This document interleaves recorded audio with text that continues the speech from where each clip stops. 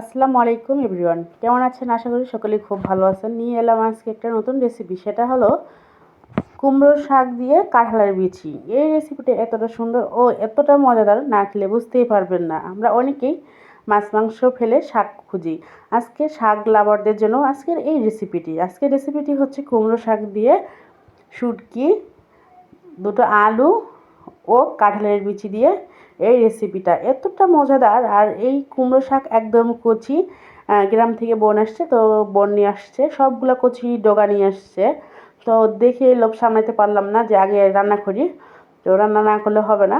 তো দেখুন আমার হলো বোন খুব সুন্দরভাবে হাত দিয়েই খুব সুন্দর করে ডগাগুলো ছিলে নিচ্ছে, মানে এতটা পরিমাণে জ্বালা ডগাগুলো।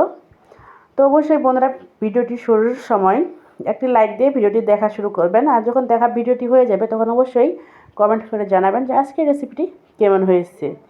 আর অবশ্যই এরকম নতুন নতুন রেসিপি পেতে আমার চ্যানেলের সঙ্গে থাকতে হবে।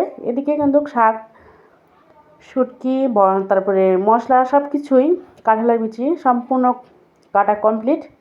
তো এখন রান্নার পালা। তো এখন তেল গরম দিয়ে দিয়েছি, দেওয়ার সঙ্গে সঙ্গে শুটকি দিয়ে দিলাম। শুটকিটা একটু ভেজে নেবে তেলের মধ্যে।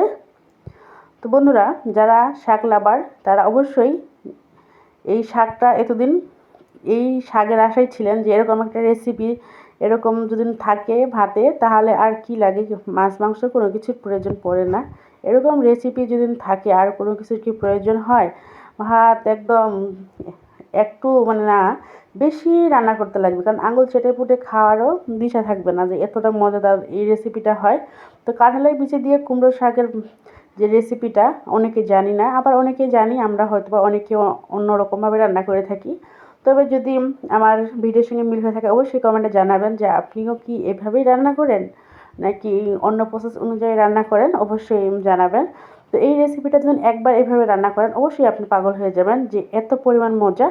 আমরা তো মানে খেয়ে এতটা মনে হয়, এতটা ভালো লেগেছে যে আমরা অন্য মাছ টাছ আর কোনো কিছুর প্রয়োজন নেই, আমরা শাক দিয়ে একদম অনায়াসে অনেকগুলো ভাত খেয়ে ফেলেছি। তো অবশ্যই আপনারাও কিন্তু অনায়াসে খুব মানে অনেকগুলো ভাত খেয়ে নেবেন।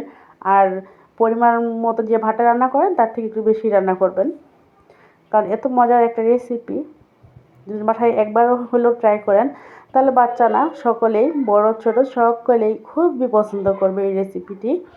মানে বাচ্চাদের হোক আর যাই হোক, আমার বাসাতে যদি ভালো লাগে, সেটা ভর্তা থেকে শাক যেটাই হোক না কেন, কোনো কিছুতেই কোনো মানা নেই। তো এখানে আমি হলুদ গুঁড়ো, পেঁয়াজ, এগুলা জিরা রসুন বাটা দিয়ে একটু কিছুক্ষণ ভেজে নেব। আর এখানে অল্প একটু পানি দিয়ে দিলাম, দিয়ে একটু খালি মশলাটা অ্যাডজাস্ট করে নিলাম। তারপর এখন পরিমাণ মতো লবণ দিয়ে দেবো। আর অবশ্যই কচি কচি ডগাগুলো নেওয়ার চেষ্টা করবেন শাকের। কচি ডগা শাক দিয়ে কিন্তু মানে এতটা মজাদার হয় যে কি বলবো, সত্যি খুব লোভনীয় হয় এরকম ডগা ডগা কচি কচি ডগা। কারণ বুড়া বুড়া শাকগুলো কিন্তু ভালো লাগে না, কচি ডগাগুলোই ভালো লাগে। তো আমার যেহেতু ভালো লাগে তাই আমার বোন নিয়ে আসছে।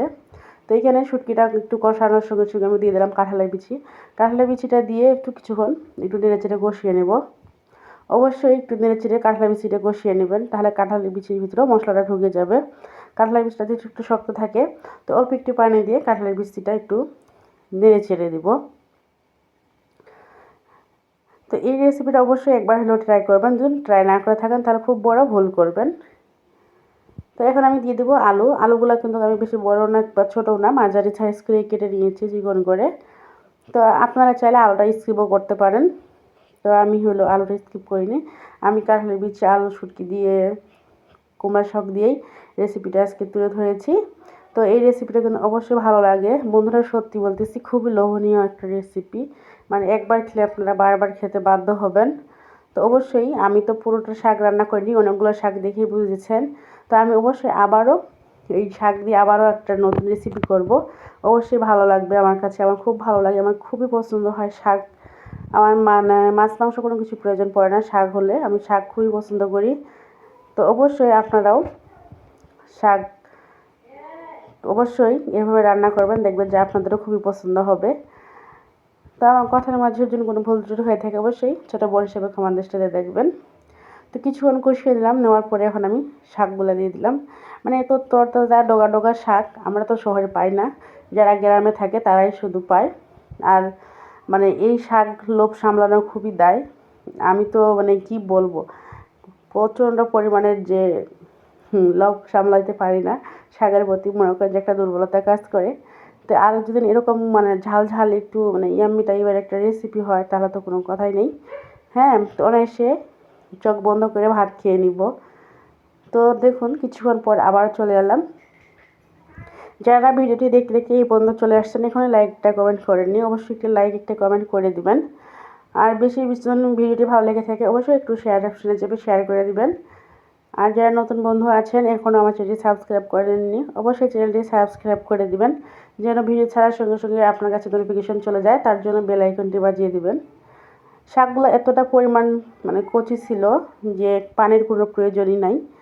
দেখুন শাকগুলো কিন্তু এমনিতেই প্রায় সেদ্ধ হয়ে গেছে, এমনিতে নাড়াচাড়া দিতে বাকিটুকু সেদ্ধ হয়ে যাবে, পানির কোনো প্রয়োজনই নেই।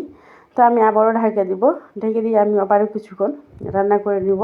দেখুন বন্ধুরা, একটা কিন্তু তেল তেল ভাব হয়ে গেছে সাইড দিয়ে। হ্যাঁ, আমার কিন্তু রান্নাটা কমপ্লিট, একদম কোনো রকমের ঝোল বা কোনো কিছু রাখাই যাবে না। তো আমি দেখে নিলাম যে শাকটা পুরোপুরি ডাঁটাগুলো সব সেদ্ধ হয়ে গেছে, কারণ পানির প্রয়োজন নেই যেহেতু জ্বালা। দেখুন রান্না কমপ্লিট হয়ে গেছে মাশাআল্লাহ। তো এখন আমি আপনাদের মাঝে উঠে দেখাচ্ছি যে এই রেসিপিটা আজকে কতটা লোভনীয় হয়েছে। অবশ্যই একবার হলেও এই রেসিপিটি ট্রাই করবেন, আশা করতেছি আপনাদের অবশ্যই ভালো লাগবে। তো আজকেই দেরি না করে রেসিপিটি ট্রাই করবেন। আজকের মতো এখানেই, থ্যাঙ্কস ফর ওয়াচিং। আল্লাহ হাফিজ, আসসালামু আলাইকুম এভরিওয়ান।